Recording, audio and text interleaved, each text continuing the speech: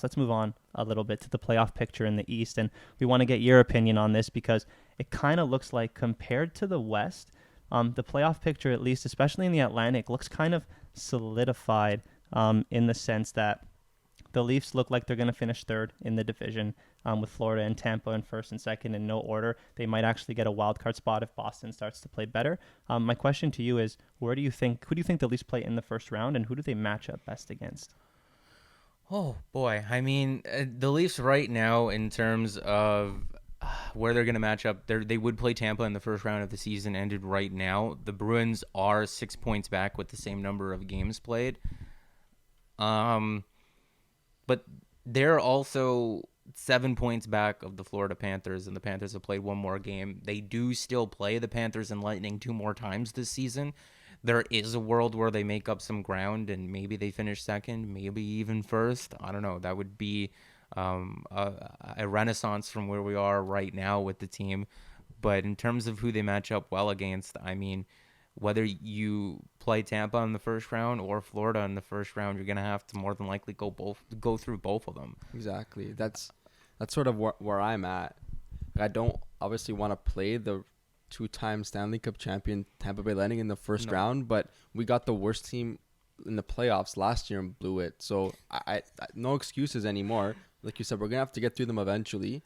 Might as well break this first round curse against the reigning Stanley Cup champs, and you never know. If I had to pick one, maybe a bit of a weird choice, but it would be the Florida Panthers, just because Sergei Bobrovsky is a complete wild card in net. Like, people want to talk about the Maple Leafs defense and the narrative around that. Where's the narrative around Bobrovsky being one of the worst goalies in the league the last couple of seasons, and then just flipping a switch and being what he is this year? I don't have his save percentage in front of me, but there's always that chance, right? There's always the Cinderella, boom, he's a pumpkin again. Yep, I agree. And for the Leafs and talking about their goaltending, I mean, the Panthers should be just as worried about theirs, even if it's going well right now.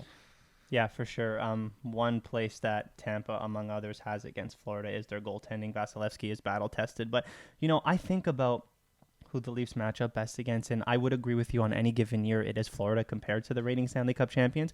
But there's just something about a Stanley Cup hangover, and that makes teams worse in the year after they win the cup, and Tampa has done it twice in a row. I just wonder if playing more games than any other team in the NHL makes them susceptible to not having that crazy step that we've seen them have in the first round compared to last year when they seem to run through teams in the league.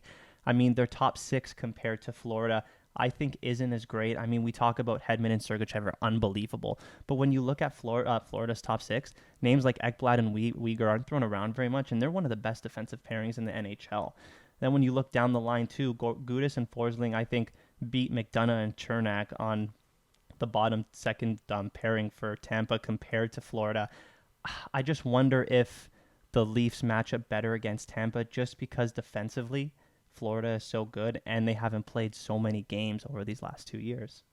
I mean, both those teams also do have a bit of a physical edge to them. I believe they're both top 10 in terms of hits per 60. And obviously the narrative is that the Leafs can't keep up with teams like that. But I don't view those teams as being heavy first. They're more teams that push when they're being pushed. And either way, if they're matching up against the Panthers or the Tampa Bay Lightning, I'm interested in that series because if they win or they lose, it's still going to be a lot of fun. It'd be a different look for the Maple Leafs in the playoffs the last couple of years, where they're playing against Montreal, who likes to play only defense and attack in transition, or only the Blue Jackets, who like to play only defense and attack in transition, or the Boston Bruins and all the frustrations that come with that.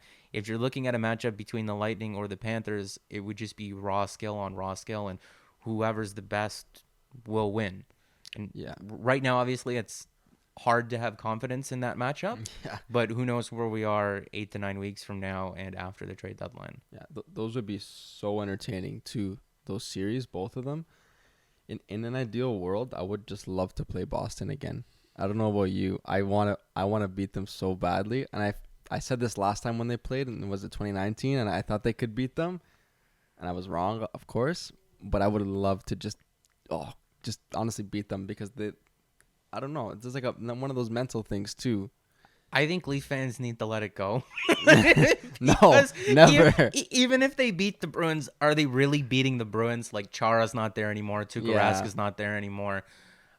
I mean, like they would literally be beating the Bruins. That would be the team on the ice, but Yeah. they're not that team anymore.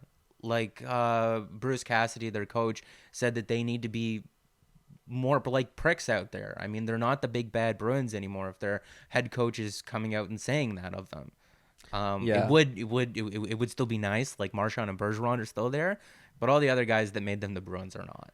Yeah. Okay. Maybe I gotta let that one go then. But if they do get the chance, Steph, please if they let it get the go. chance to play them, I'm gonna be fired up.